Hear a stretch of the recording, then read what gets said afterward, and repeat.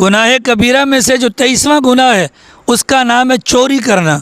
ایک تو ہے مال غنیمت، وہ تو اجتماعی مال ہو گیا، اس مال کے اندر تو کئی لوگوں کا حق شامل ہو گیا، اور ایک ہے چوری کرنا۔ اللہ قرآن کریم کے اندر والسارق والسارقۃ فاقطعوا ایدیہما جزاء بما کسبا نکالا من اللہ۔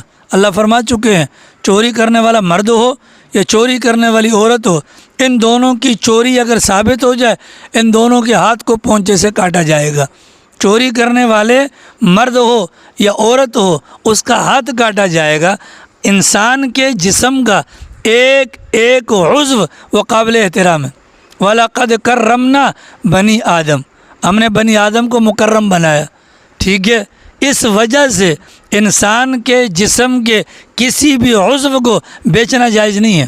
اسی وجہ سے انسان کے جسم کے کسی عضو کو بیچنا جائز نہیں ہے، کیونکہ یہ قابل احترام ہے، یہ اللہ کی امانت ہے۔ لیکن انسان جب گھناؤنا عمل کرتا ہے تو پھر سزا کے طور پر یہ مقدس ہاتھ اس کا کاٹ دیا جاتا ہے۔ مقدس ہاتھ اس کا، اگر اس انسان کا عمل گندا نہ ہوتا اللہ قرآن میں کبھی بھی ہاتھ کاٹنے کا حکم ارشاد نہ فرماتے۔ چنانچہ سنت سے ثابت ہے کہ چور کا ہاتھ کاٹنے کے بعد اس کے گلے میں لٹکایا جائے گا تاکہ دیکھنے والوں کو عبرت ہو جائے، تاکہ دیکھنے والوں کو عبرت ہو جائے۔ اب سوال یہ ہے کہ انسان کتنی چوری کرے گا اس کا ہاتھ کٹے گا؟ تو یہ میں نے آپ کو پہلے بھی بتلایا تھا کہ اللہ کے نبی علیہ السلام کے زمانے کے اندر 3 درہم کی چوری پر پیغمبر نے ہاتھ کٹوا دیا تھا۔ 3 درہم کی چوری۔ اب موجودہ زمانے کے اندر اگر دیکھا جائے تو 3 درہم لگ بھگ کوئی 10,000 سے کم کی مالیت بنتی ہے۔ اگر شرعی سزائیں نافذ ہوں تو ہم سارے کے سارے لولے اور لنگڑے ہوں، کیونکہ اتنی چوری تو ہم بھی کرتے ہی رہتے ہیں مذاق میں۔ آ رہی سمجھ میں؟ تو یہ چوری کرنا ہے نا، یہ کیا ہے بھیا؟ یہ حرام ہے۔ چوری کرنا کیا ہے؟ نہ صرف حرام ہے بلکہ گناہ کبیرہ ہے۔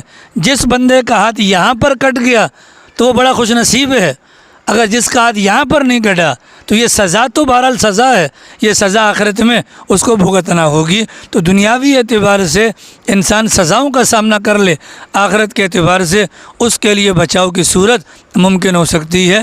تو گناہ کبیرہ میں سے 23ویں نمبر کا گناہ وہ کیا ہے نوید؟ چوری کرنا۔ کیا ہے؟ چوری کرنا۔ وہ کیا ہے؟ چوری کرنا۔ اب چوری کس کی جائے گی؟ جو مال ہو اور محفوظ ہو، مال ہو اور محفوظ۔